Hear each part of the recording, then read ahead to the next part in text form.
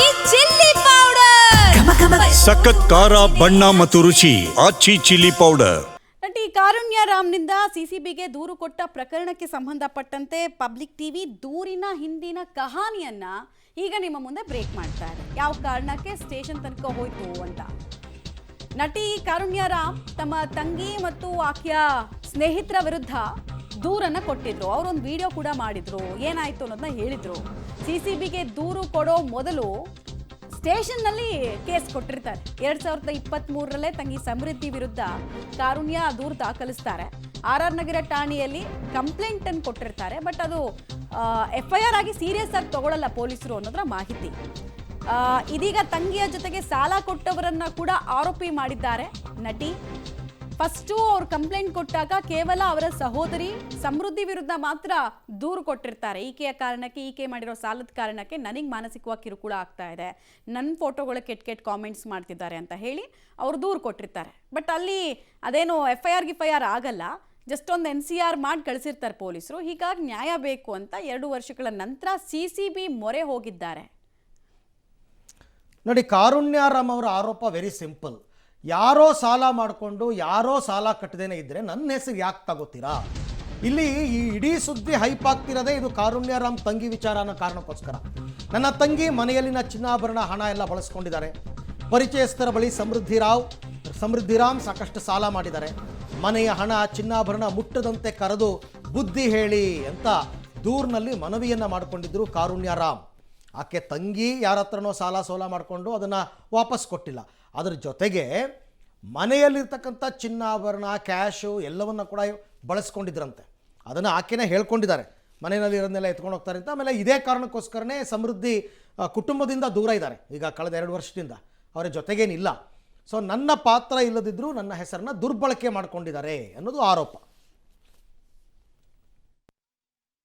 ಅಲ್ಲ, ಎಲ್ಲ ಕ್ಲಿಯರ್ ಆಯ್ತಾ ಪ್ರತಿಭಾ? ಆಯ್ತು.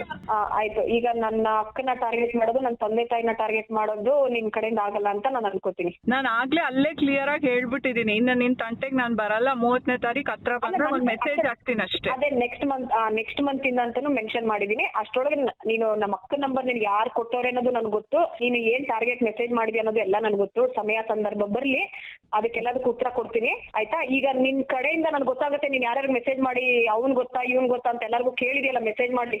ಆಯ್ತಾ? ಎಲ್ಲದಕ್ಕೂ ಟೈಮ್ ಬಂದಾಗ ಹೇಳ್ತೀನಿ. ನೀನು ಟಾರ್ಗೆಟ್ ಕಾರುಣಿನ್ ಮಾಡಿದ್ರೆ, ಕಾರುಣಿನ್ ಟಾರ್ಚರ್ ಕೊಟ್ರೆ ಏನಾಗುತ್ತೆ, ಕಾರುಣಿನ್ ಏನ್ ಮಾಡಿದ್ರೆ ಇವಳು ಟಾರ್ಚರ್ ಕೊಟ್ಟಾಗ ಇವಳು ನನಗೆ ಟ್ರಿಗರ್ ಆಗ್ತಾಳ. ಅವಾಗ ಅವಳು ಟ್ರಿಗರ್ ಆದ್ರೆ ಅವಾಗ ನಮ್ಮ ಟ್ರಿಗರು. ಇವೆಲ್ಲ ನೀನ್ ಟಾರ್ಗೆಟ್ ಪ್ಲಾನ್ ಮಾಡಿದ್ಯಾ? ಇನ್ನೇನಾದ್ರೂ ನನ್ಗೆ ಗೊತ್ತಾಗುತ್ತೆ. ನಮ್ಮ ಅಕ್ಕನಿಗೆ ನೀನು ವಿಚಾರಕ್ಕೆ ಸಂಬಂಧ ಇಲ್ದಿರೋ ನಮ್ಮ ಅಕ್ಕನ ಟಾರ್ಗೆಟ್ ಮಾಡೋದು ಅವಳೇ ಬಿಡಲ್ಲ ಬಿಡು ನಿಮ್ಮನ್ನ. ಆಯ್ತಾ? ಇನ್ನೊಮ್ಮೆ ಕಿವಿಗ್ ಬಿತ್ತು ಅಂತ ಅಂದ್ರೆ ನೀನ್ ಹೆಂಗೆ ಹೋಗಿದ್ಯಾ ಅವರು ಅದೇ ತರ ಅದೇ ರೂಟಲ್ಲೇ ಬರ್ತಾರೆ. ಅವರು ನೀನ್ ಯಾವ ರೂಟಲ್ಲಿ ಹೋಗಿದ್ಯಾ ಅದೇ ರೂಟಲ್ಲಿ ಬರ್ತಾರೆ.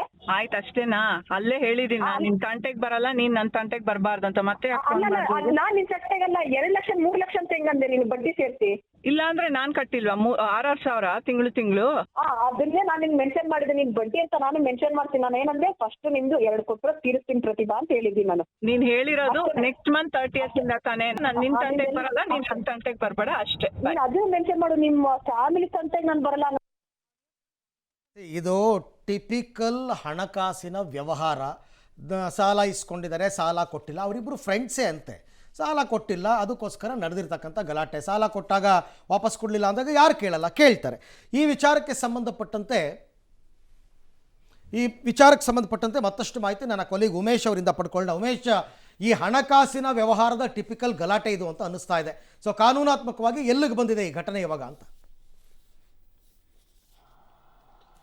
ಅರವಿಂದ್, ಈಗ ಕಳೆದ 2023ರಲ್ಲೇ ನಟಿ ಕಾರುಣ್ಯ ರಾವ್ ಅವರ ಸ್ವಂತ ತಂಗಿ ಸಮೃದ್ಧಿ ರಾವ್ ವಿರುದ್ಧ ಕಂಪ್ಲೇಂಟ್ ಮಾಡಿದ್ರು. ಆದರೆ ಆ ಸಂದರ್ಭದಲ್ಲಿ ಅವರು NCR ಮಾಡಿಕೊಂಡು ಆ ಪೊಲೀಸರು ಸುಮ್ಮನಾಗ್ತಾರೆ. ಯಾವಾಗ ಸಮೃದ್ಧಿ ರಾವ್ ಯಾರೆಲ್ಲ ಬಳಿ ಸಾಲ ಮಾಡ್ಕೊಂಡಿದ್ರು ಅವರ ಕಿರುಕುಳ ಹೆಚ್ಚಾಗ್ತಿದ್ದಂತೆ, ಅಂದರೆ ನಟಿ ಕಾರುಣ್ಯ ರಾವ್ ಎಲ್ಲೋದ್ರೂ ಕೂಡ ಅವ್ರ ಮನೆ ಬಳಿ ಬಂದು ಗಲಾಟೆ ಮಾಡುವಂಥದ್ದು, ಸೋಷಿಯಲ್ ಮೀಡಿಯಾದಲ್ಲಿ ಅವ್ರ ಬಗ್ಗೆ ಕೆಟ್ಟದಾಗಿ ಕಾಮೆಂಟ್ ಮಾಡುವಂಥದ್ದು, ಈ ಕಿರುಕುಳ ಯಾವಾಗ ಜಾಸ್ತಿ ಆಯಿತು ಆಗ ಮತ್ತೆ ಇವರು CCB ಪೊಲೀಸರ ಮೊರೆ ಹೋಗಿರುವಂಥದ್ದು. ಈ ಪ್ರಕರಣ ಯಾವಾಗ ಬೆಳಕಿಗೆ ಬರುತ್ತೆ ಆ ಸಂದರ್ಭದಲ್ಲಿ ಸಮೃದ್ಧಿ ಏನಿದ್ರು ಅವ್ರ ತಂಗಿ ಸಮೃದ್ಧಿ ರಾಮ್ ಅವರ ವ್ಯವಹಾರಗಳೇನು, ಅವರು ಯಾರೆಲ್ಲ ಬಳಿ ಸಾಲ ಮಾಡ್ಕೊಂಡಿದ್ರು ಅನ್ನೋ ಬಗ್ಗೆ ಕೂಡ ಒಂದೊಂದೇ ಪ್ರಕರಣಗಳೀಗ ಬೆಳಕಿಗೆ ಬರ್ತಾ ಇರುವಂಥದ್ದು. ಸದ್ಯಕ್ಕೀಗ ಕಾರುಣ್ಯ ರಾವೇ ಆರೋಪ ಮಾಡಿರುವಂತೆ ಸುಮಾರು 25 ಲಕ್ಷ ಬೆಲೆ ಬಾಳುವ ಚಿನ್ನಾಭರಣ ಮತ್ತು ಹಣವನ್ನು ಆನ್ಲೈನ್ ಬೆಡ್ಡಿಂಗ್ ಆ್ಯಪ್ಗಳಲ್ಲಿ ತೋರಿಸಿ ಸಾಲ ಮಾಡಿರುವಂಥದ್ದು ಕೂಡ ಒಂದು ಕಡೆ ಆದರೆ, ಮತ್ತು ಯಾರೆಲ್ಲ ಅವರು ಬಳಿ ಹಣ ತೆಗೆದುಕೊಂಡಿದ್ರು ಅವರು ಒಬ್ಬೊಬ್ಬರೇ ಪೊಲೀಸ್ ಠಾಣೆ ಮೆತ್ತಲು ಹೇಳ್ತಾ ಇರುವಂಥದ್ದು. ಅವರು ಕೂಡ ದೂರು ದಾಖಲೆ ಮಾಡ್ತಾ ಇದ್ದಾರೆ.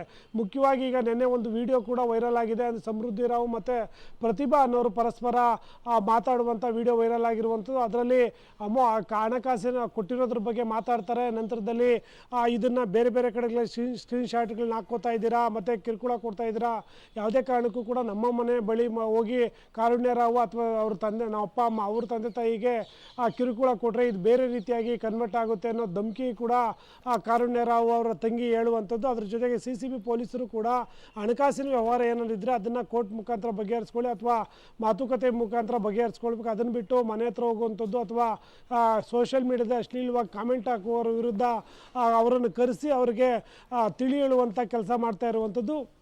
ಸದ್ಯಕ್ಕೀಗ CCB ಪೊಲೀಸರು ಕೂಡ ಆ ನಿಟ್ಟಿನಲ್ಲಿ ಯಾರಿಗೆಲ್ಲ ಹಣ ಕೊಡಬೇಕು ಮತ್ತು ಎಷ್ಟು ಹಣ ಕೊಡಬೇಕು ಅನ್ನೋದನ್ನು ಮಾಹಿತಿಗಳು ಕಲೆಕ್ಟ್ ಮಾಡಿ ಅಂಥವ್ರನ್ನು ಕರೆಸಿ ಅವರಿಗೆ ಏನು ಕಾನೂನು ಪ್ರಕಾರ ಏನು ಸೂಚನೆ ಕೊಡಬೇಕು ಅದನ್ನು ಕೊಡುವ ನಿಟ್ಟಿನಲ್ಲಿ ಕಾರ್ಯಾಚರಣೆ ನಡೀತಾ ಇರುವಂಥದ್ದು.